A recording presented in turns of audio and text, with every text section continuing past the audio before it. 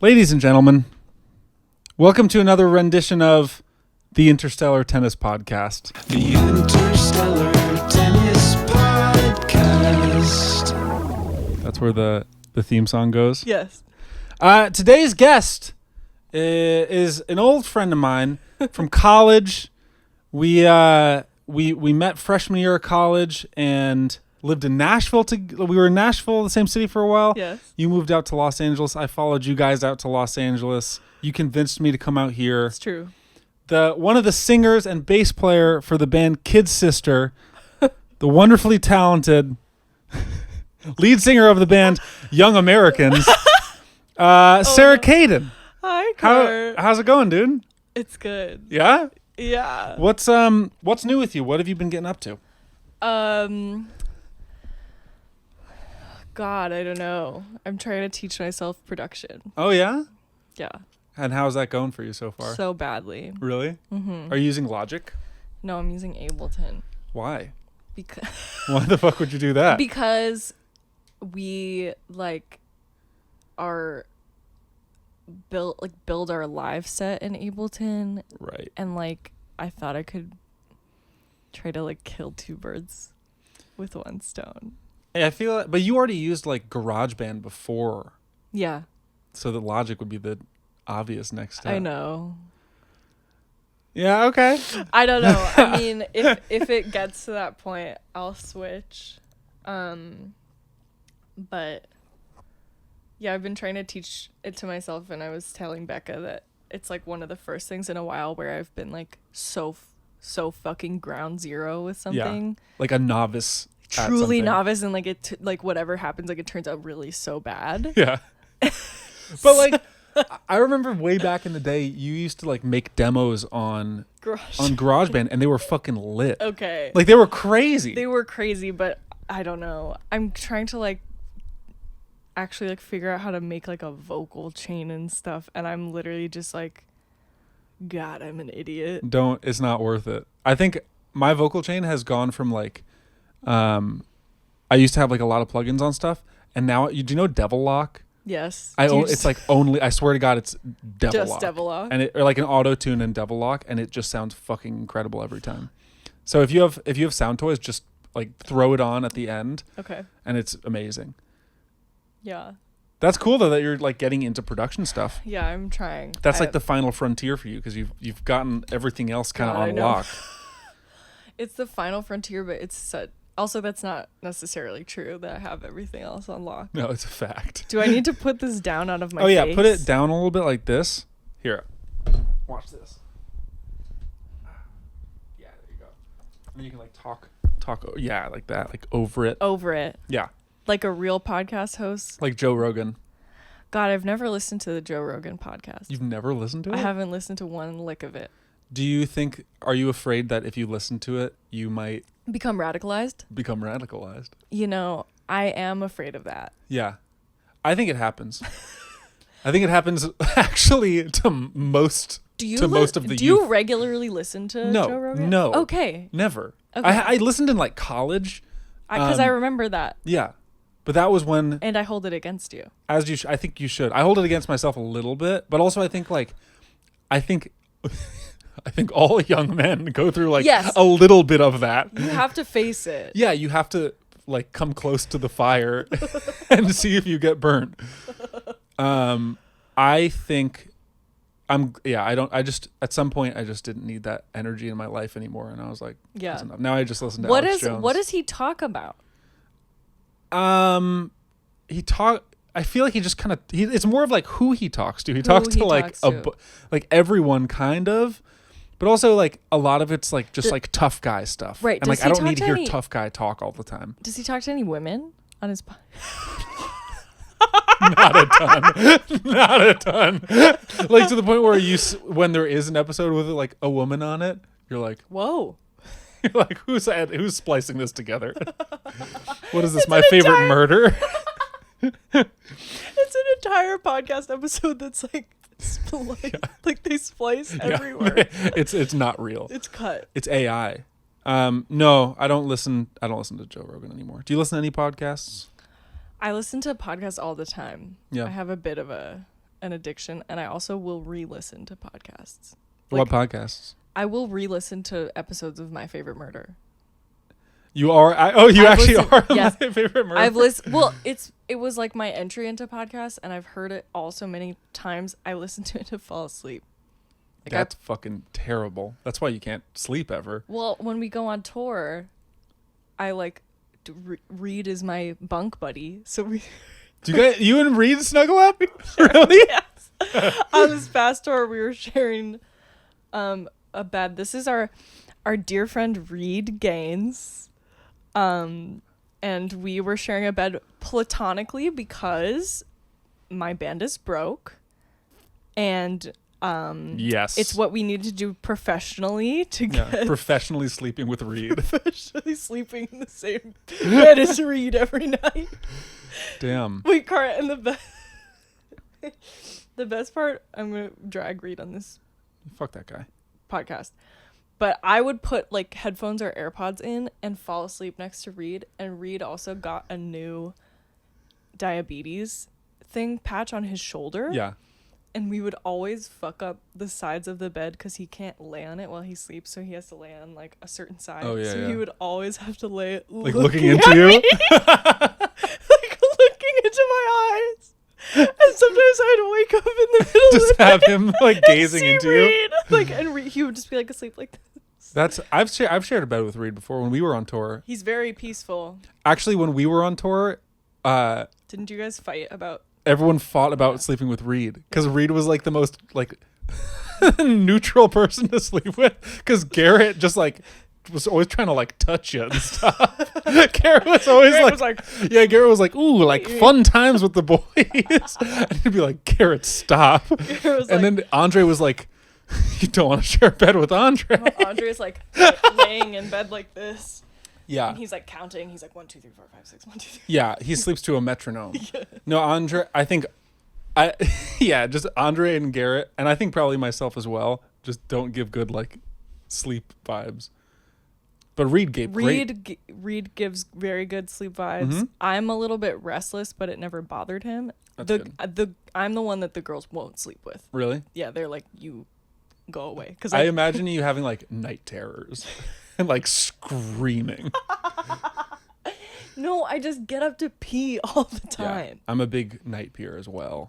I can't help it. Yeah. Are you well hydrated? How much water do you think you drink in a day? I'm pretty well hydrated. I have my Nalgene? brand.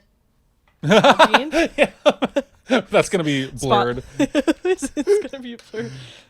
Yeah.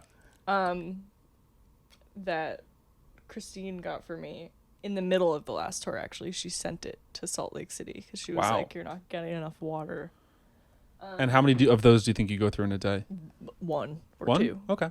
1 or 2, 1.5 maybe. But That's not bad. You can get those are kind of rookie numbers. yeah, why do you have a hydration? I go You're through. pretty. Wait. Actually, I want to see if I can. Yeah, where's your I have- big boys like this? No, I lost that. I left it Oh. at my stylist's. I went to a stylist one time. But I have this bottle. Stylist, I know. Carter. I have this bottle now that's like the perfect diameter for no one to be able to hold it. Can you hold it? No. Oh, Like okay. it's especially if it's full, it's like impossible to hold. So you have to do like this and go like that. Yeah, you have to look like a baby. And I was in Target and I picked it up and I was like, that's the most poorly designed. It looks like a mortar. Okay. And I was like, that's the worst designed water bottle That's in the for world. me. I'm gonna need that. And so I have it now. Okay. But I drink I think a lot of water. Well, you work out like a fiend. I do. So I work out like a fucking fiend out wait, here. but can we rewind to stylist? Because were Yeah. you going to your the stylist for your music video? Was that or was it just generally? Like, I had a call with one of the people from is my this label. a styled look?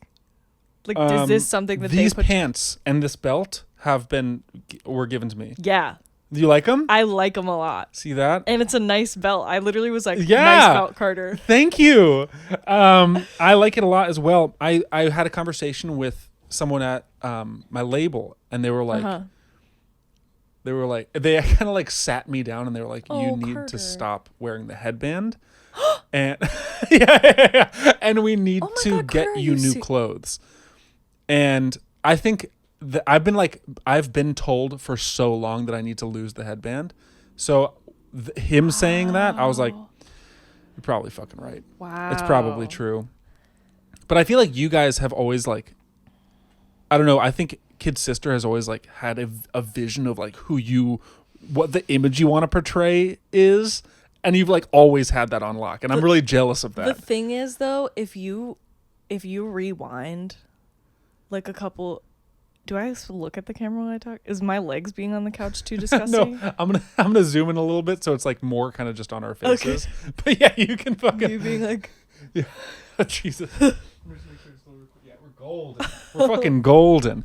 Yeah, you guys have had it on lock for a really long time. the thing is though, now that I've like had a little bit of distance, if you look back at some of our early looks, they're crazy. Really? Yeah.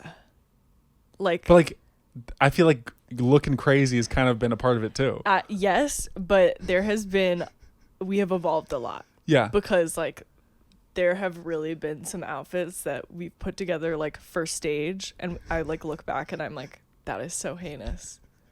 Yeah. Like kind of like right out of like right when the world like went back online, and like post COVID. like post COVID, which is weird to say that online, because it was but like faked. It was all. yeah, it was online, and then when I guess it went offline and we were like out in the world. And moving to LA, I was dressing very badly, I would say. You think so? I would say I was dressing like badly. Hmm. And I didn't know how to wear jewelry. Becca taught me to wear jewelry, honestly. But do you think like do you think you guys were like, was it dressing badly, or Yes, was it just not like LA? No, it was bad.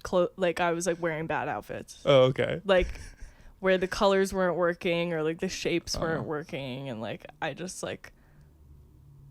And now you got it all on lock. Yeah. So because I would say that you've also had like a strong. You've also had terrible No, outfits. but you've also dressed very badly. Yeah, definitely. But I feel like you've also had a strong, like, idea of how you want to look. Like, because I don't think I used to. But I think I'm like getting it now. Years, I think for a long time I was like battling with being so goddamn thick and like not knowing like Sure. what to wear with that. Like my brother would always say my leg, I didn't know how to like find pants, and so I'd like wear these tight pants that were like loose in the calf, but they fucking hugged my legs. And he said I had Christmas hams for thighs. And this was until I was like 24. I guess, I mean, yeah, I guess you did fight the I fought thickness. that yeah. You fight the thickness. I mean, look, and I love the thickness. Yeah. I love being a big guy. But I feel like I didn't dress very well. Well, but also when we were in college, like, I feel like there was also, like, all of us were dressing for the heat. Yeah. Like, all of us Totally. were dressing for just, like, don't die. Tank tops and like, Like shorts and flip-flops. And, like, yeah. Yeah, definitely. And I feel like that, That carried over. yeah, it was hard to come back from that. That was not an easy recovery. And, like, wear real clothing. Do you have any have you been like contacted by University of Miami to like come back and give like lectures or anything? No. No? Have you? No. And I'm not going to lie, I'm kind of mad about it. University of Miami Frost School of Music. Why aren't you in my DMs? I feel like they should be. I feel like you guys are doing what most of the kids at Frost are probably looking to do. Well, you as well. Definitely. The thing is, though, I feel But like why are they not fucking contacting I've us? thought about this, and I think that there's like a big likelihood that I would go back and be like, really think hard about if you want to do this, because it's really fucking hard. Yes. Interesting. Like, I would definitely go back. Like, I feel like they would make a mistake by having me back, because I would be like, really? Yeah. You think about this? Yeah. Because like no one, 4 years after college, no one's doing it. Going back? No, like no one is like pursuing Very like the percentage of people that are Yes. like continuing Continuing. this deep after college is not a lot. And then from that percentage, the percentage that are making money Oh yeah. Not great. aren't great. So the bottom line is don't pursue music and never follow your fucking dreams. And don't call us back. University of Miami, don't Because it's call not us. going to be pretty. Because it's we're going to not show gonna up be and good. say, drop out. Get the fuck out of here. Be, You got to run. Be a climate scientist Yeah. or Yeah. a nurse Or an insurance agent. or a real estate agent. I think real estate's probably the business to be in. Probably do that. The thing. What would you do if you weren't doing this? I would be like do some sort of social work. Oh yeah, or you were like doing teach. therapy stuff. Yeah, I would probably do music therapy or like therapy, social work, that Yeah. kind of thing. I think Which- that would be fucking sick. Again, doesn't pay. Like You're just looking for the least profitable gigs I'm possible. looking for the highest emotional tax Yep. and the lowest salary. Low salary, high emotional tax. Low salary, high amount of crying and Yep. questioning like the self and like the world. Yeah. It's like it doesn't pay well, but at least you also aren't sure if you're doing good. Yes. At least it also hurts Yeah. you. Yeah, it's like, yeah, the money's not great, but fuck, it hurts. Damn it, is it painful? Yeah. Yeah. Do you think being like where you guys are now, do you think it has gotten any easier to do music right now? Or do you think like the problems just keep changing? I think the problems change. I think it's easier because there's like more validation. That's cool. Like Yeah. Let it out, dude. because at least it's not like I can like call my grandparents and be like, I was on TV, and they understand that. Yeah.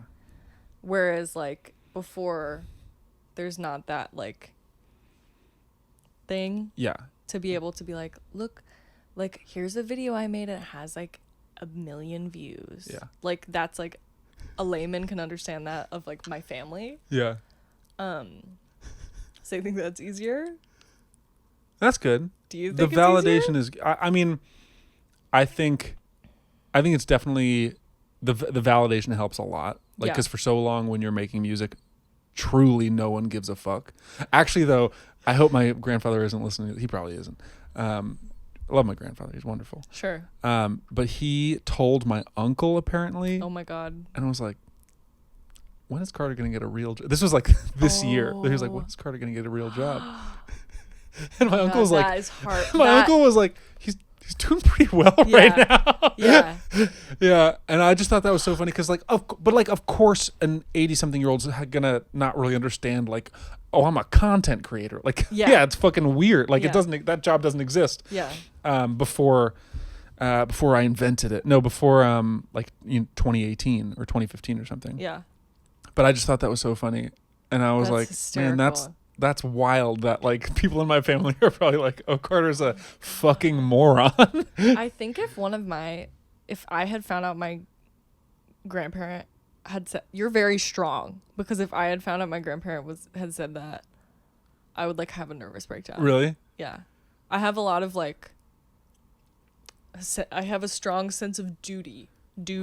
Like familial, like Honestly, piety. towards my grandparents. Yeah. Like, a lot. I don't know why.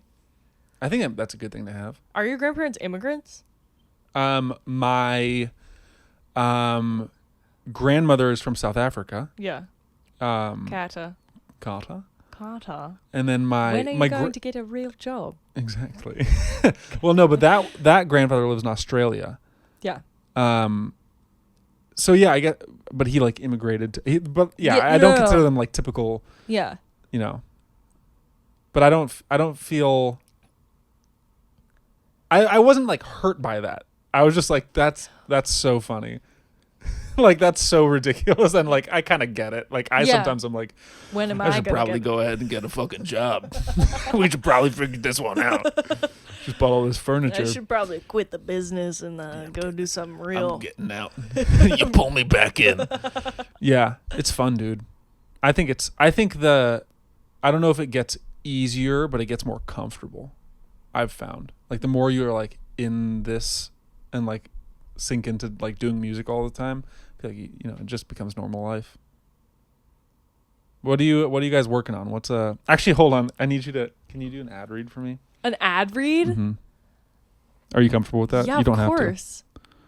What does that mean? You just have to read this. I'm just going to text it to you. Do you have your phone? Yeah. Okay, I'm texting it to you.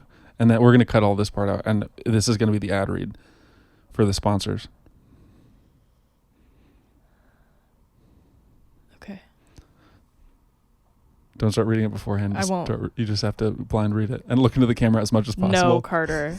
Look into the camera as much as possible. Are you serious? Is this a joke? No, it's not. Are you playing a joke on me? Just start reading. Okay.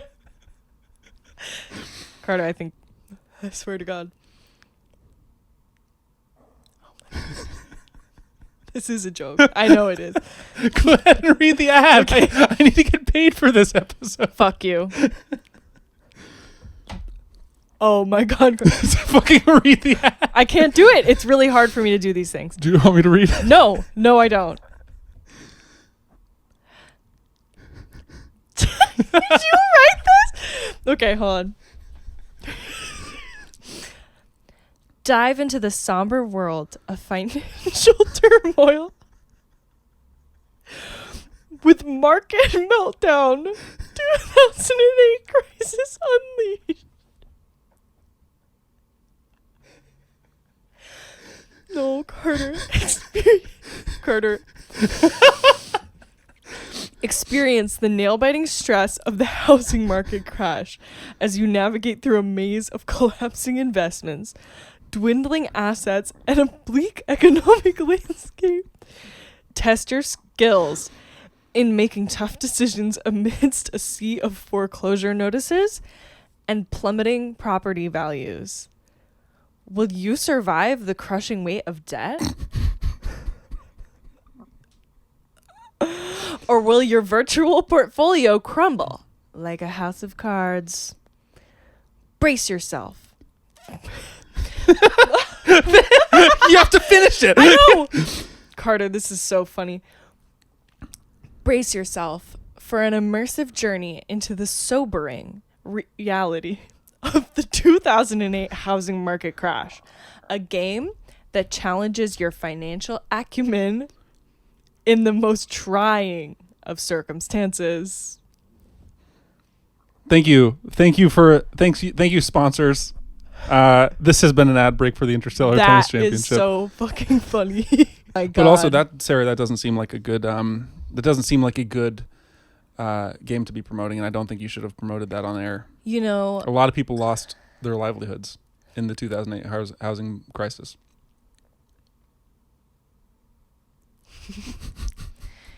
I blame Who's to blame? Obama. Fucking A, right? Fucking Cut A. this out. Yeah. Is there anything that you're trying to like promote right now? Yeah, I think I would like to promote my new game. I think we should both start promoting those like games that I only watch like screen recordings of occasionally, like when I'm very high and I'm about to fall asleep. Of like, it's like a cartoon. Like Temple Run? No, not Temple Run. It's like a gross cartoon depiction of someone who has like acne and like fucked up teeth. It's just like, fix this fucking asshole. And they've got like a huge like sty in their eye and like and you have to drain it. Yeah. So I would like to promote my new game, Sty on My Eye 2.0. 2.0, the VR experience. The VR. And where you have to just like drain my styes, but it's like a cartoon version of me. Yeah. And you can be like, oh my God, she's so disgusting. She's got how do you fit so many styes on one eye? That's fucking terrible. How do you think this episode is comparing to the episodes you've done so far? I don't think there's any comparison. No. It's way worse. Way worse. You had insulted one of the few people that actually sponsor me. That's so true. I think, man, you know what the thing is? I haven't like figured out if this podcast is like an advice thing or if it's just like bullshit. I have been listening to your podcast, and I feel like on every episode you're talking to the homies about like, what should your podcast be? I know. What should my podcast be? This is the question. God. I know. And I was actually thinking about it for a little while on my way, like on today. Yeah. I was like, I wonder what Carter's podcast should be. And I think it should be a sty podcast. Yeah. Yeah. I can give medical advice. You can give medical advice. That's true. What's a piece of medical advice you would give me? Specifically you? Specifically me. So it needs to address a problem that needs you're to address having? a problem that I'm having. Okay, but I'm not going to... You're not going to tell me about your... I just have to guess what's wrong with you. Okay. I'll give you one too after. Okay. I'm getting IBS. I'm getting IBS from you, and I'd say you need... you should be downing antacids. Oh my God. As many antacids as you can buy at one time from a store, consume that number. Okay. Yeah. Like a whole bottle of Prevacid. Sponsored. Oh, Jesus Christ. Prevacid. What is that? I don't even know. Is that an actual medication? It's a medication that I had to be on for a little while when I was really little. When I was in middle school. Oh. I developed a cyclical vomiting disorder. What was cyclical about it? It was like... It was literally called cyclical CVS, cyclical vomiting disorder. That's what CVS stands for. It's yes. So whenever you go to a CVS, sponsored, I vomit every time I see a CVS. I fucking boot. But it was literally because I was like getting so badly bullied in middle school that I just started to throw up all the time, every morning. I would throw up every morning. My parents just from nerves. From nerves, it was like a stress migraine, but throwing up. I know, and my parents. That's devastating. My parents thought that maybe I was pregnant because it was almost like a morning sickness. But I really just was feeling insecure about going to school. And that just sounds like a whole not fun time. No, so I had to take like I had to take a cocktail of medication that included Prevacid. And then how long did that last for? I took the medication for a while, and then my mom said that it turned me into a zombie. Like I was just like my mom was like, why don't we put you in a Catholic school? And then it went away. Oh, okay. So you were kind of saved by the Lord. I was, one thing about me, Carter, is that you fucking I was saved by the Lord Jesus Christ. Yeah. Because he's just so like huge and buff. He's fucking big. He's a fucking big guy. He's a fucking big guy. He's a fucking big dude. You know, he goes, you see him at the gym ever? Dwayne the Rock Jesus. Dwayne the Rock Jesus. Mm-hmm. So you do see him at the gym. I see him everywhere. You see him everywhere. Talking about Jesus Christ? Jesus Christ. I see him everywhere. You see him everywhere. In everything? I'd say our God is the Lion.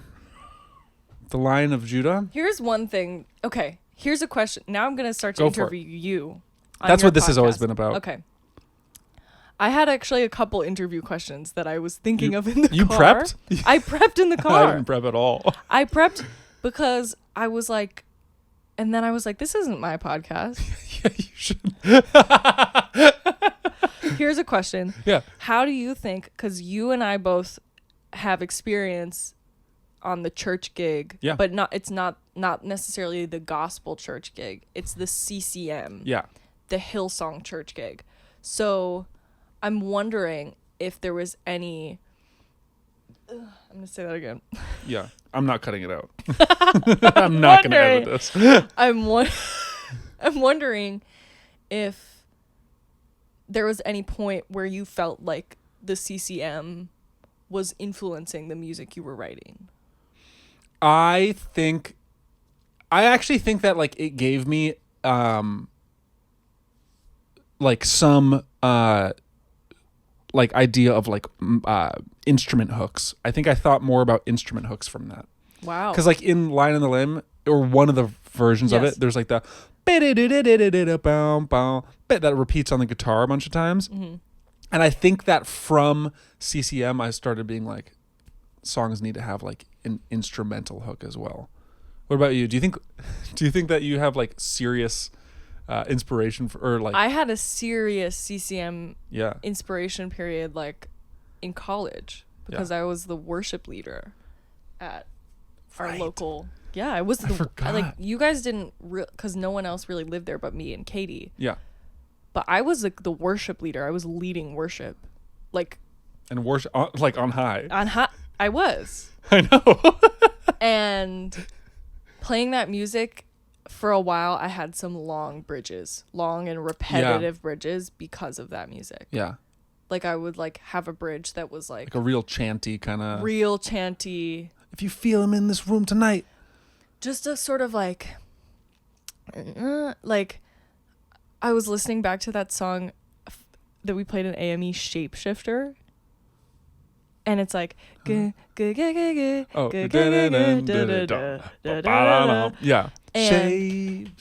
the outro bridge is literally me just going Christian, like take me back to your Oh my God. I got a New body. It's literally yeah. the song does not. That song banged though. Thank you. It's not on the internet anywhere.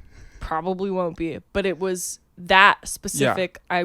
I listened back to it just because I was like going through old shit, and I listened to that, and I was like, this song is the way it is because I was like worship leading. Yeah.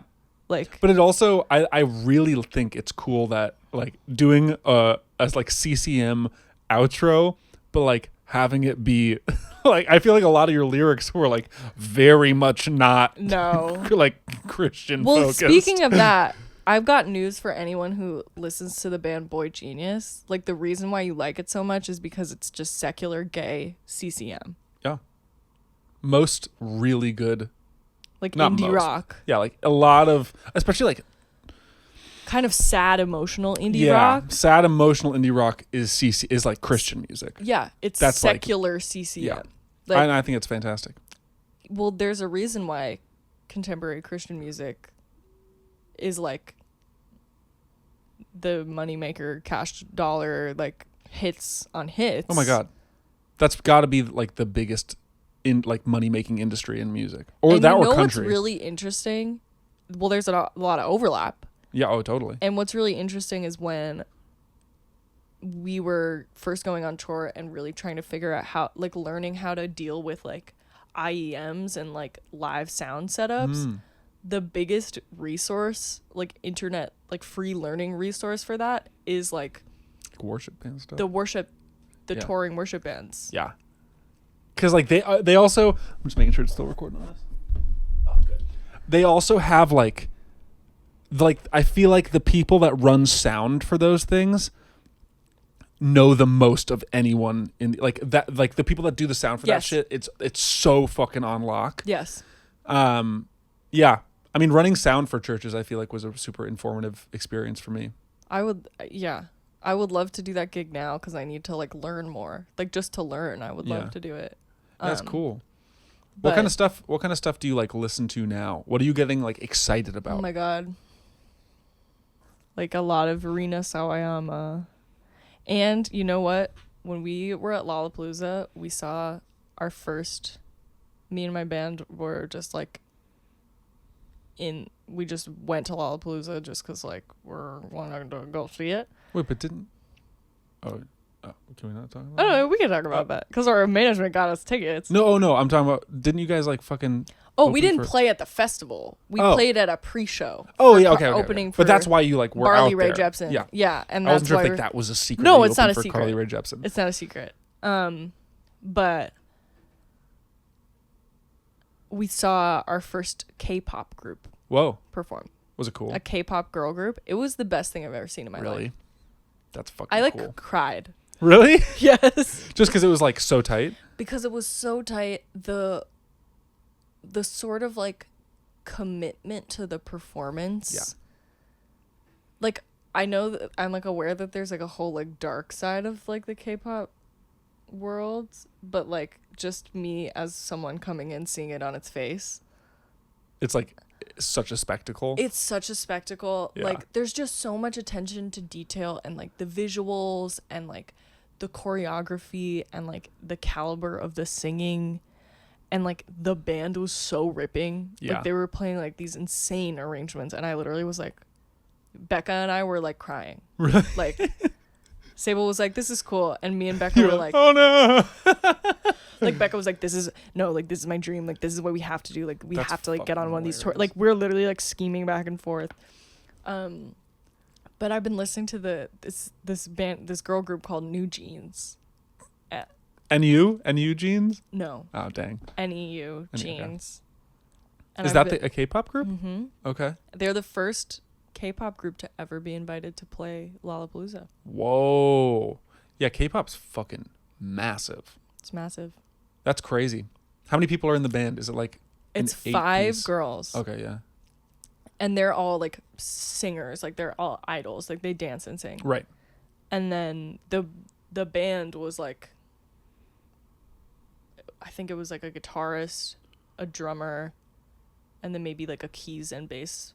Yeah. Person. So like I a wasn't- standard band, but then like Yeah. like a lot of front people. Yes. And like at one point, so they were on wireless mics, and then at one point they like left the stage in kind of like long enough to do like sort of like a long encore, and came back out with the lavalier mics Whoa.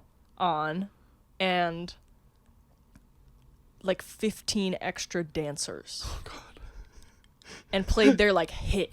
Oh yeah. And I was screaming like a baby. Like I literally was like And this is like going into it not knowing any of their music. not knowing anything. And it was that convincing? Yes. See, I feel like I never go to a show that I don't know any. Actually, very rarely do I see a show that I don't already know all the music and I enjoy it. Well, that's what we were testing. Christine and I, my girlfriend, A fan. were sort of spent that day trying to go see acts that we had never seen before. That's cool. And I feel like I learned a lot and was really inspired, and like it was cool. That's great. Yeah. Yeah, I don't know if I would do the whole festival thing.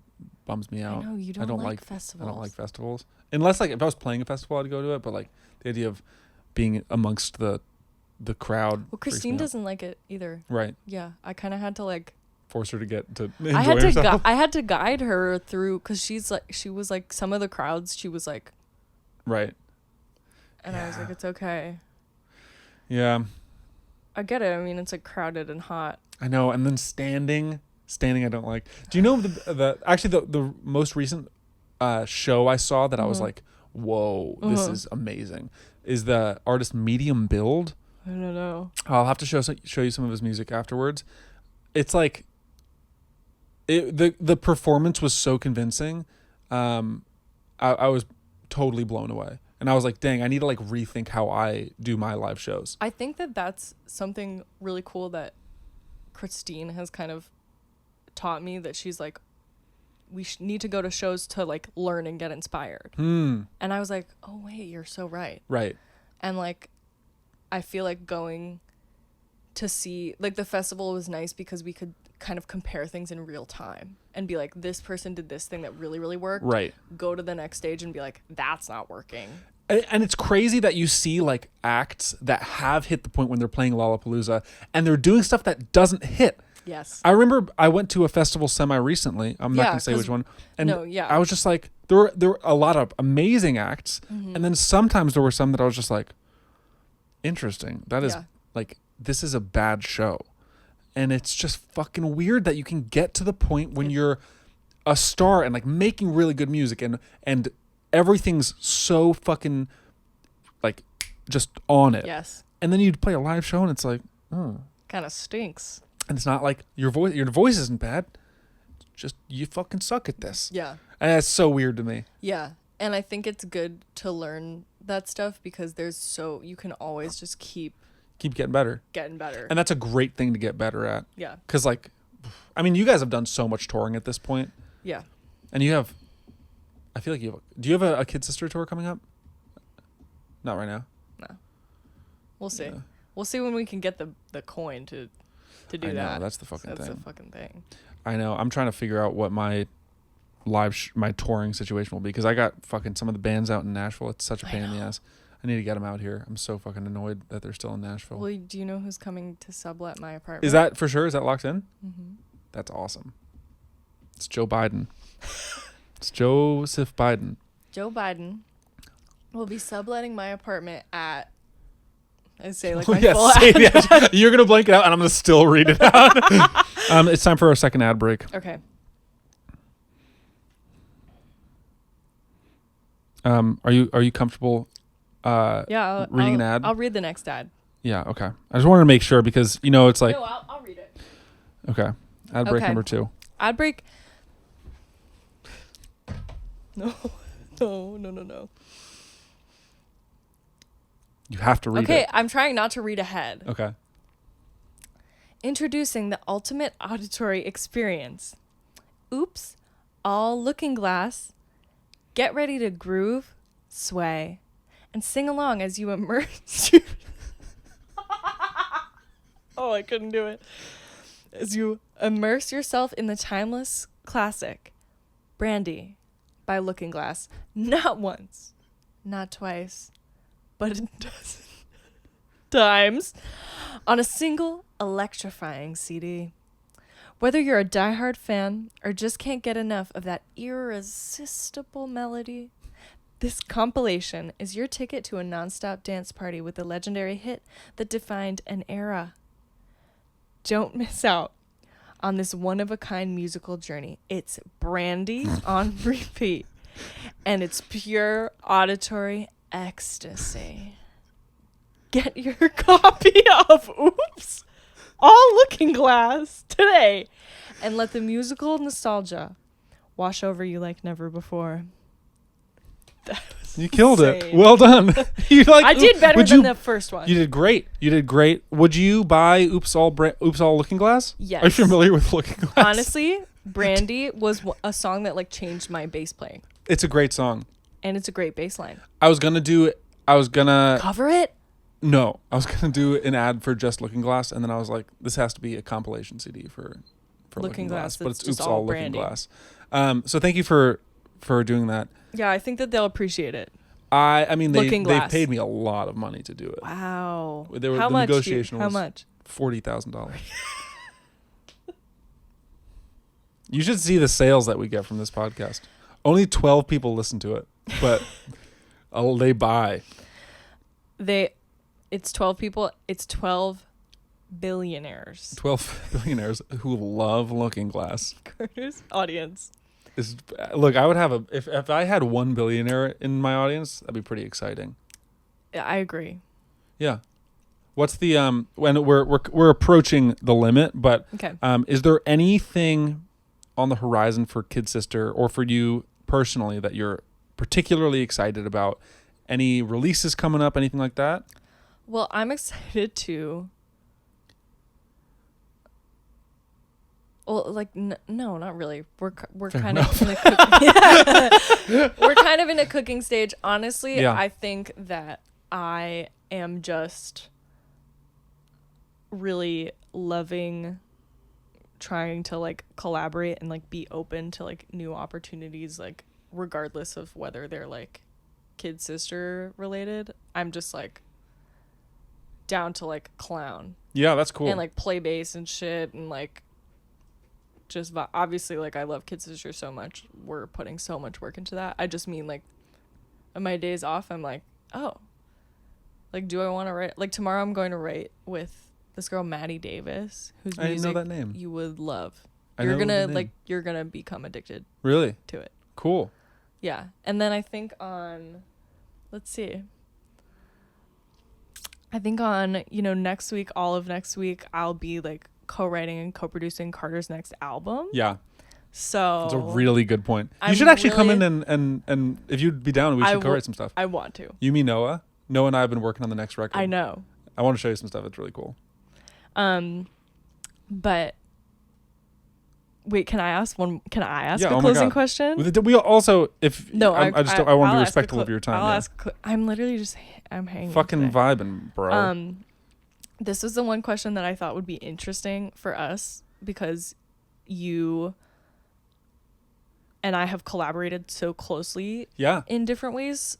I was wondering, like, what do you think is the biggest thing that has changed about the way you make music since we made my EP? Whoa. And like I'm wondering mine as well. Like I think I know mine. You know, that is actually crazy because I haven't thought about like the fact that like your EP, the like Sara Keden was I think maybe the first thing that I did that wasn't like my own stuff. You know, it's like still everybody has 1 million listens. That's fucking crazy. And I like make at least like 2 months rent off of it. Get the fuck out of here. That's fucking awesome. Isn't that crazy? That's so cool. I mean like I think like the fact I really love the fact that I'm around so many people that I have seen and have seen me grow so much. It's such a privilege because my that God. perspective is like you can't pay for that. Holy shit. Like seeing, I mean, I remember when you came into, like when we were all freshmen and like seeing all the like writing and stuff, like you were really fucking good from the get-go. Carter. Like seriously though, like you were kind of like, when you were writing stuff, everyone in the freshman class was like, dang, she's really good. And then you fell off. I did fall off because totally I joking. entered a toxic relationship that made writing challenging. But like you have been I know you're joking. doing like unbelievable work for the amount of time that I've known you. Well, you have as well. I remember when you made Don't fucking. I'm gonna do it. Which one? It's small. Yeah. Crazy Dude. When you made that demo. God damn it. And we all only listened to that. I hate listening to that old stuff. Of course, and like, yeah, of but like you're course you supposed do. to, yeah. But it's fine. We don't have to listen to it. But I'm just saying, like, I remember the like visceral, like all of us being like, "This is the best thing I've ever Really? fucking Oh, heard." that's awesome. Yes. But I do think that it's like such a cool experience being around people that have known me for so long and I have known for so long, and everyone's gotten so much better. I know. So that's fucking awesome.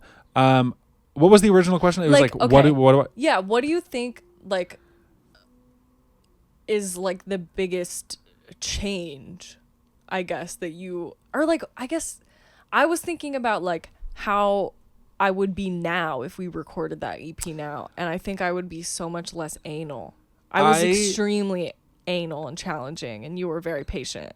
I think if we were to do that again, I think I've gotten a lot better at not overdoing things. And I think back in the day, like if I were to open up that project, it's probably 14 gigabytes.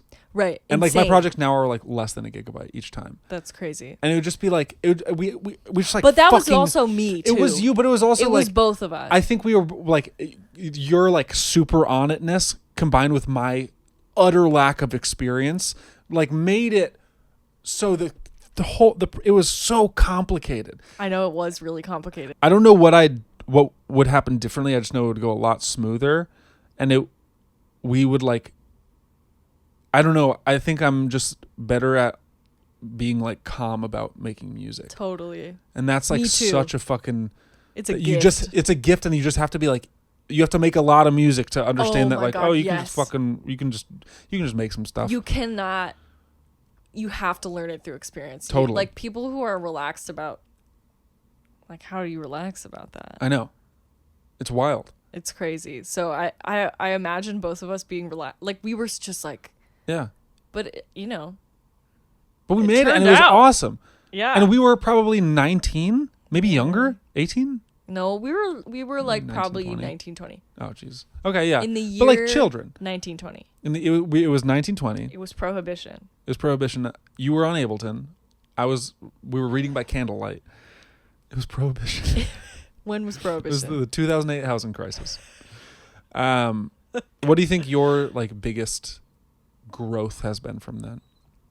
I think just the the trust, the relinquishing of control, Yeah. like getting really practiced, because I'm in a band, because the band is a collaboration, getting really practiced in collaboration, like Yeah. really like it's okay. Yeah. And I think like having a sense of humor about stuff. That